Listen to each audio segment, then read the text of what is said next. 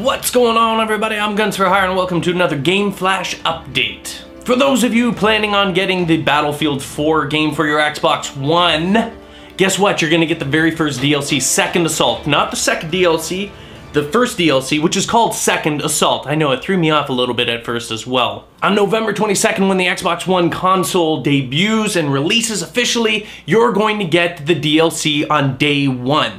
There's no mention as to when the actual DLC, the Second Assault DLC, is going to launch on the other platforms, which is strange since Battlefield really is a PC game that's been ported to the actual consoles. Now granted, we could be looking at a lack of information here simply based on the fact that, like, hey, we've announced it, we've confirmed it, it will be available on day one for November 22nd. Maybe it still will be available for the PS4 and for PC, but they haven't actually announced it yet. So maybe we should just calm down. Or maybe this is just another case of Microsoft just buying everything, exclusives this and timed promos. It's not just Microsoft who does this though, by the way. I mean, Sony does do this stuff. I believe they even did that with Battlefield before.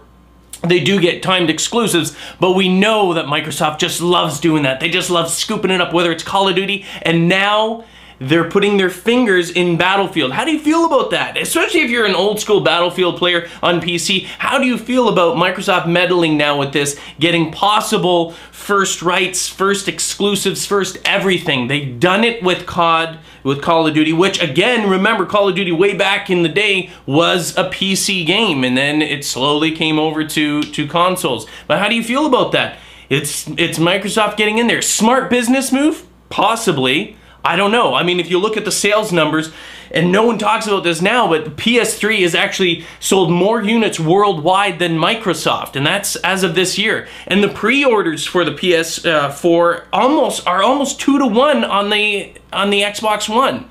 So, you know, is it because they're more successful, or is it just they're desperate and they just keep clawing out doing this stuff?